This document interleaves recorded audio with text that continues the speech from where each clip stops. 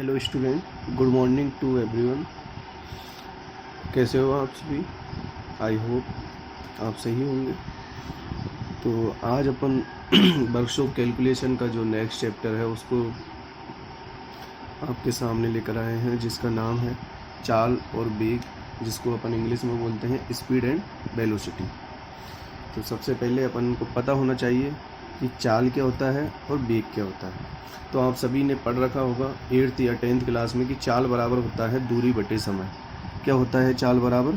तय किसी भी वस्तु द्वारा तय की गई दूरी और बटे में समय, यानी कितने समय में तय की गई है। तो इसको अपन बोल सकते हैं कि डेफिनेशन देखो इसमें लिखी हुई है, किसी वस्तु की निश्चित समय में स्थित परिवर्तन को चाल कहते हैं। लेकिन ये डेफिनेशन में कुछ कमियां हैं। तो अपन बोलेंगे कि किसी वस्तु द्वारा एकांक समय में तय की गई दूरी को अपन क्या बोलेंगे?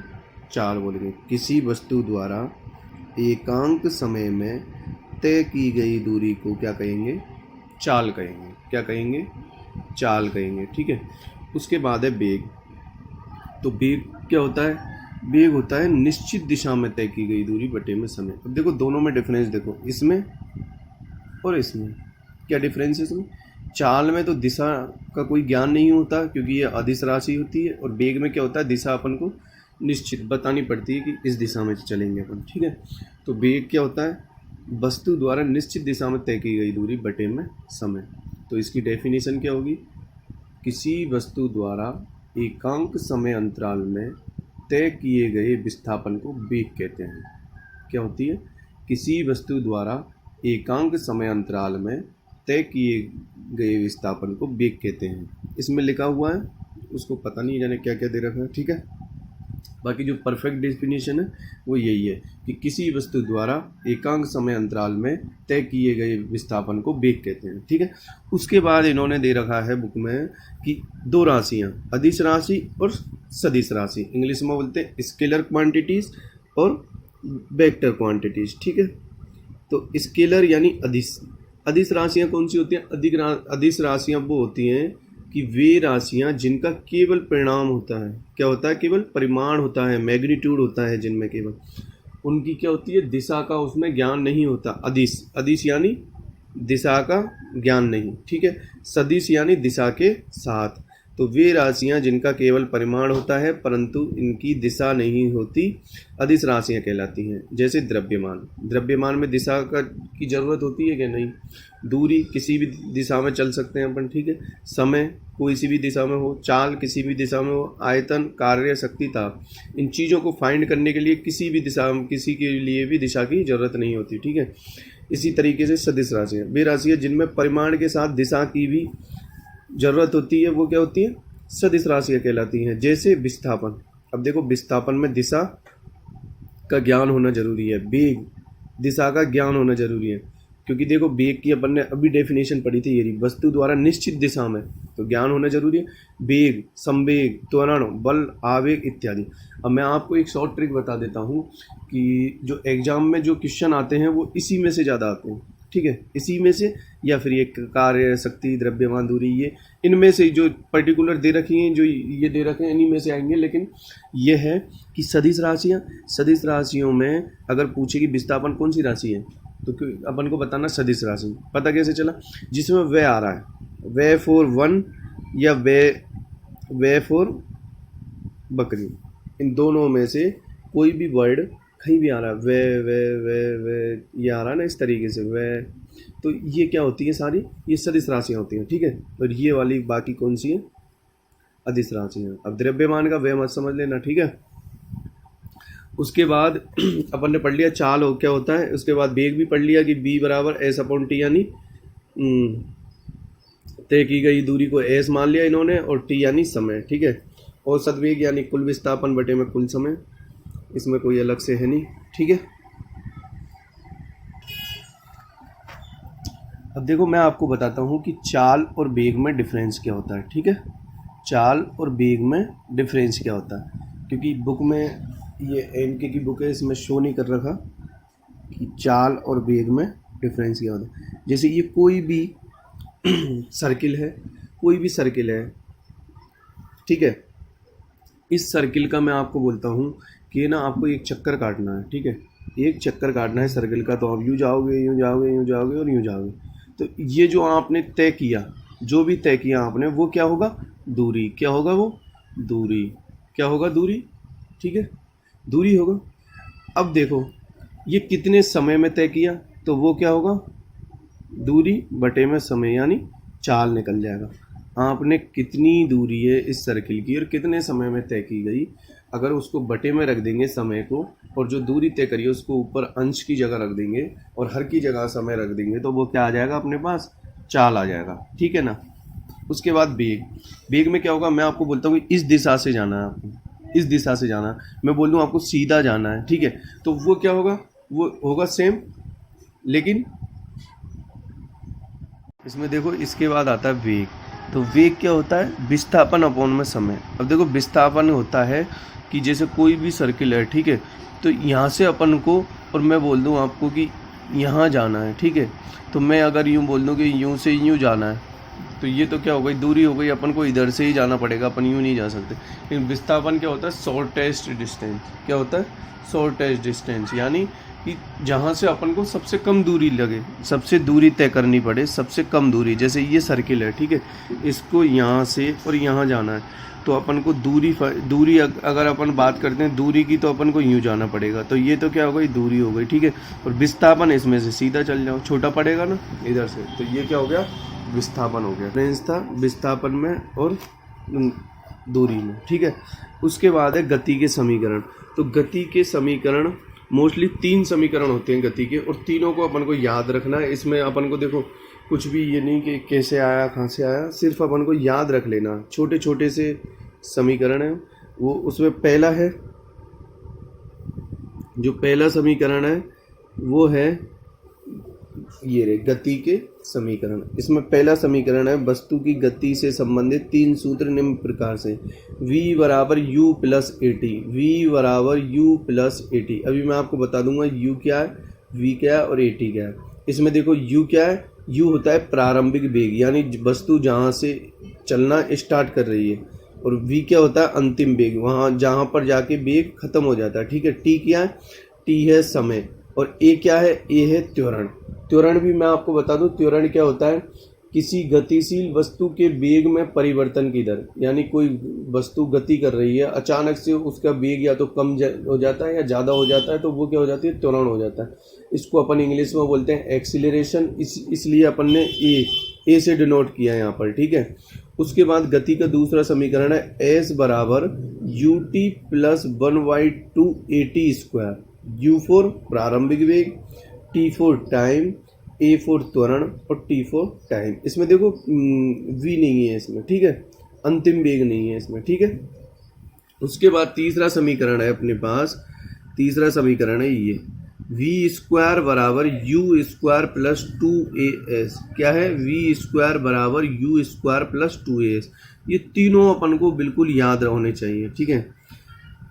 उसके बाद देखो गुरुत्वाकर्षण बल के कारण पृथ्वी की तरफ गिरते समय गति के समीकरण। आप तो ये देख लेना कि कभी भी न्यूमेरिकल आ जाए, कोई भी उसमें बात होती है कि ये कण ऊपर की तरफ जा रहा है या नीचे की तरफ आ रहा है, पृथ्वी से ऊपर की तरफ जा रहा है, नीचे की तरफ आ रहा है, तो उसमें क्या करना है अपन को? उसमें कुछ नहीं करना, एक ही जगह सिर्फ जी रख देना है। क्या करना है? एक ही जगह जी रख देना है।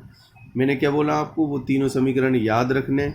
अगर कुछ भी बात आती है कि पृथ्वी से ऊपर की तरफ जा रहा है या नीचे की तरफ जा रहा है, ऐसे इस तरीके से आती है, दाएं बाएं से कोई दिक्कत नहीं है, लेकिन बोलते हैं पृथ्वी से के नीचे की तरफ गिरता हुआ आ रहा है कोई कण, या पृथ्वी से ऊपर की तरफ जा रहा है, तो उसमें क्या होगा? एक ही जगह जी आ जाएगा। एक्सीलरेशन त्वरण की जगह क्या आ जाएगा? गुरुत्वाकर्षण, ग्रेविटेशनल फोर्स, ठीक है, ये आ जाएगा। इन्होंने लिख रखा, देखो ए के स्थान पर जी का प्रयोग किया। अब देखो विपरीत दिशा, गुरुत्वाकर्षण बल के विपरीत पृथ्वी से ऊपर की तरफ फेंकते समय, हाँ, वो पृथ्वी से अंदर की तरफ आएगा तो प्लस होगा, और ऊपर की तरफ जाएगा तो माइनस होगा, ठीक है। ये ऊपर की तरफ जाएगा तो माइनस हो जाएगा, अंदर की तरफ आएगा तो प्लस हो जाएगा। सिर्फ इतना सा याद रखना अपन को। उसके अलावा कोणीय वेग, कोणीय वेग के ये फॉर्मूला है ओमेगा बराबर थीटा अपॉन टी।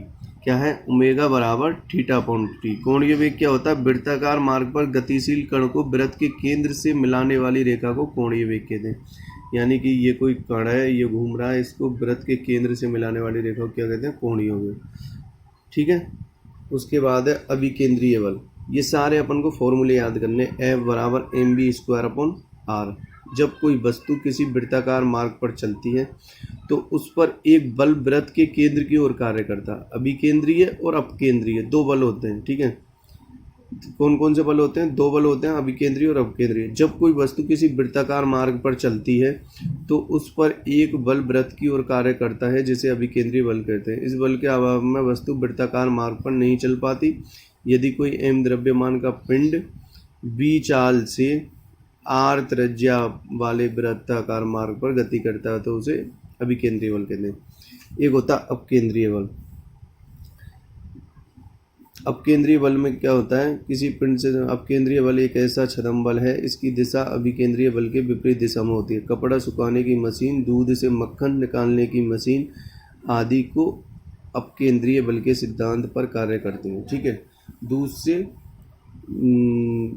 जो मक्खन निकालने वाली जो मशीन होती है वो उसमें कौन सा बल लगता है? अपकेंद्रीय बल होता है। और अपकेंद्रीय बल जो कपड़ा सुखाने की वॉशिंग मशीन होती है उसमें भी कौन सा बल कार्य करता है? अपकेंद्रीय बल कार्य करता है। इसमें क्या होता है? अभिकेंद्रीय यानी केंद्र की ओर, अपकेंद्र की ओर, अपकेंद्रीय यानी केंद्र से बाहर की ओर। ठीक है। दो बल होते हैं ये, एक तो अभिकेंद्रीय और अपकेंद्रीय। अपकेंद्रीय केंद्र से बाहर की ओर और अभिकेंद्रीय केंद्र की ओर। ठीक है। ठीक है। अब मैं क्वेश्चन ले लेता हूँ, वो समझने अपन को। तो पहला क्वेश्चन इस तरीके से, दिए गए चित्र में अगर कोई चींटी ए से, ठीक है, यहाँ से और बी तक का सफ़र तय करती है तो चींटी के द्वारा तय की गई दूरी और विस्थापन अपन को बताना है कि दूरी और विस्थापन क्या होगी। ठीक है। तो अपन करेंगे क्या? मैंने आपको बताया था कि चींटी यूँ गई, ठीक है, यूँ गई, फिर यूँ चढ़ी, फिर यूँ चढ़ी, फिर यूँ चढ़ी। तो अपन को दूरी में तो क्या करना पड़ेगा? यहाँ से जैसे ये 3 चढ़ी तो 3, ये चढ़ी तो 4, ये 3 और ये 4, इन सबको जोड़ देना। तो ये तो हो गई दूरी। विस्थापन मैंने आपको समझाया था कि सबसे कम, जहाँ से सबसे कम दूरी हो वहीं से। अब देखो कहीं से भी चल जाओ, आप यूँ जाओगे तो ज़्यादा लगेगी, यूँ जाओगे तो वो दूरी के बराबर ही है, कोई फ़ायदा नहीं है। और सबसे कम कहाँ से लगेगी? सीधा पॉइंट से पॉइंट मिला दो, वो क्या हो जाएगा? विस्थापन हो जाएगा। ठीक है। तो इसको अपन किस तरीके से निकालेंगे? पहले इसको निकालेंगे, ठीक है, फिर इसको निकालेंगे। तो इन्होंने क्या करा? विस्थापन इसका 5, 4 और 3 से क्या आएगा? 5 ही तो आएगा। पाइथागोरस प्रमेय से क्या होता है? आधार कर्ण का स्क्वायर बराबर आधार का स्क्वायर प्लस लंब का स्क्वायर। तो यह आधार का स्क्वायर 3 का स्क्वायर प्लस लंब का स्क्वायर, तो इस तरीके से 5 आ जाएगा। ठीक है। ये क्या आ जाएगा? 5। तो ये 5 लिख रखा है इन्होंने ऑलरेडी। ठीक है। तो 5 + 5 10। तो विस्थापन कितना आया? 10 मीटर और दूरी कितनी आई? 14 मीटर। ठीक है। ये क्वेश्चन था अपन का। उसके बाद है नेक्स्ट क्वेश्चन, निम्न चित्र में अगर कोई पिंड 2.5 चक्कर लगाता है, यानी कि कोई भी पिंड है वो क्या कर रहा है? इसके 2.5 चक्कर लगा रहा है इसके सर्किल के। मैंने आपको ऑलरेडी ये क्वेश्चन करवा दिया, लेकिन ये थोड़ा अलग है इससे। ठीक है। तो दूरी और विस्थापन का मान ज्ञात कीजिए। अब अपन को पता है कि ये यहाँ से यहाँ तक 7 मीटर का है। ठीक है। तो यहाँ से और यहाँ तक भी 7 ही है। अगर त्रिज्या 7 है तो व्यास कितना होगा? 14। तो ए से और बी तक जाने में कितना टाइम लगेगा? कितनी दूरी है? 14 मीटर। तो विस्थापन तो सीधा अपन को 14 मीटर रख देना है। ठीक है। उसके बाद अपन को दूरी फाइंड करने के लिए क्या करना है? 2πr। अपन को नहीं पता ना इधर से कितना, तो 2πr। तो यानी कि 2 × 22/7 × 7 त्रिज्या इंटू कितने चक्कर? 2.5 चक्कर, 5/2। तो कितना आ जाएगा? 110 मीटर। बहुत ही इजी क्वेश्चन है, आप एक बार खुद से प्रैक्टिस भी करना है। उसके बाद देखो, यदि कोई कार 72 किलोमीटर प्रति घंटे की रफ्तार से चल रही है और 5 सेकंड के बाद उस पर ब्रेक लगा दिया जाता है तो उस कार पर आरोपित मंदन क्या होता है? रिटार्डेशन। क्या होता है? रिटार्डेशन यानी कमी। अगर ब्रेक लगेगी तो क्या होगा? स्पीड कम हो जाएगी। ठीक है ना। उसके बाद देखो क्या होता है, u प्रारंभिक वेग लिया अपन ने 72 किलोमीटर प्रति घंटे, उसको उसने क्या करा, उसको मीटर पर सेकंड में चेंज करा। किसको? किलोमीटर प्रति घंटे को। तो कैसे करेंगे? जैसे ये किलोमीटर प्रति घंटे है तो 1 किलोमीटर में कितने मीटर होते हैं 1000, और 1 घंटे में कितने सेकंड होते हैं 3600। तो 2 जीरो से 2 जीरो, और ये 2 से ये 5 बार, और ये कितनी बार 2 से 18 बार। तो मीटर पर सेकंड में किलोमीटर प्रति घंटे को मीटर में चेंज करेंगे, कितना आ जाएगा 5/18। तो 72 18 से कितनी बार कटेगा 4 बार, तो 4 × 5 कितना हो जाएगा 20। ठीक है, वी इसने देर नहीं रखा, अपन 0 मान लेंगे। टी 5 सेकंड समय दे रखा, और अपन को ए फाइंड पूछ रहा है, ये त्वरण पूछ रहा है, सॉरी। ठीक है, तो त्वरण क्या होता है, प्रारंभिक दूरी, अंतिम दूरी, सॉरी, अंतिम वेग माइनस प्रारंभिक वेग बटे में समय, अंतिम वेग माइनस प्रारंभिक वेग बटे में समय। अब देखो अंतिम वेग 0 था, प्रारंभिक वेग 20 था, और बटे में समय तो -4, यानी इतनी स्पीड क्या होगी, कम हो जाएगी। ठीक है, उसके बाद नेक्स्ट क्वेश्चन है। नेक्स्ट क्वेश्चन क्या है, एक मोटरसाइकिल जिसका द्रव्यमान 1200 kg है, 72 किलोमीटर प्रति घंटे के वेग से चल रही है, उसे ब्रेक लगाकर 80 मिनट में विराम अवस्था में ला दिया जाता है, तो मंदन बल क्या होगा। तो एम मास कितना है 200 kg, यू कितना है 72 किलोमीटर प्रति घंटे, वी कितना है 0, क्योंकि देखो 72 किलोमीटर प्रति घंटे के वेग से चल रही है, तो इसका कितना हो जाएगा 0 हो जाएगा, और अंतिम वेग कितना हो जाएगा वी 0 हो जाएगा, दे नहीं रखा। ठीक है, प्रारंभिक वेग तो 72 हो जाएगा, अंतिम वेग 0 हो जाएगा। समय कितना हो जाएगा, मिनट में दे रखा है तो उसको सेकंड में चेंज कर लेंगे अपन। तो ए बराबर क्या होगा v - u/t, जो पिछले वाले क्वेश्चन में कर रहा था वही करना है, सेम है। तो क्या आ जाएगा -1/240। तो मंदन को ऋणात्मक चिन्ह से नहीं लिखते, मंदन को क्या करते हैं ऋणात्मक चिन्ह से नहीं लिखते। तो अपन को फाइंड क्या करना है, मंदन बल फाइंड करना है। तो एफ बराबर क्या होता है m, तो मास इंटू ए, त्वरण कितना आया 1/240, तो ये कितना आ जाएगा 5 न्यूटन। क्लियर है। इसी तरीके से आपके पास मैं आपके ग्रुप्स में फ़ोटो भेज दूंगा, क्लिक करके वो सारे आपको क्वेश्चन सॉल्व करने हैं। ठीक है, ये सारे क्वेश्चन इजी क्वेश्चन हैं। मैं चाहूँगा कि एक बार और मैं आपको अलग से फ़ोटो भेज दूँ, है काफ़ी सारे क्वेश्चन हैं आपकी बुक्स में भी। एक अच्छे क्वेश्चन है, ऐसी बात नहीं है, एक से एक क्वेश्चन अच्छा क्वेश्चन है बुक्स में भी। तो आप या तो पॉज करके समझ लें या देख लें और प्रैक्टिस करें। ठीक है, जो भी दिक्कत आए पूछना हो मुझे व्हाट्सएप पे मैसेज कर दें। बहुत ही इजी क्वेश्चन है, ज़्यादा टफ नहीं है, अच्छा चैप्टर है, इंटरेस्टिंग चैप्टर है। अगर देखोगे तो आप स्पीड एंड वेलोसिटी को अगर ढंग से नहीं समझ में आया तो आप मुझे या तो व्हाट्सएप पे या कैसे भी किसी के भी थ्रू आप पूछ सकते हैं, या फिर क्या कर सकते हैं आप, सबसे बेस्ट आप यूट्यूब पर या गूगल सर्च करें और चाल और वेग के बारे में समझें पहले कि डिफरेंस होता क्या है और क्या होता है, ये चाल क्या होती है, वेग क्या होता है, इनमें डिफरेंस क्या है। क्योंकि देखो वहाँ जो जिस तरीके से समझाया जाता है, जिस तरीके से जिस माध्यम से उनके पास एडिटिंग वगैरह जो भी कार्टून टाइप इमेज वगैरह से वो समझाया जाता है, तो वो क्या है थोड़ा आसान होता है उससे समझना। ठीक है, ये सारे क्वेश्चन हैं, ये लास्ट ईयर में आए हुए क्वेश्चन हैं, तो इनको भी आप देखना पॉज करके, अगर हो जाए और नहीं हो तो कोई दिक्कत नहीं है, मैं सारे क्वेश्चन मैं करवाऊँगा। ठीक है, ओके, आज के लिए इतना ही, थैंक यू।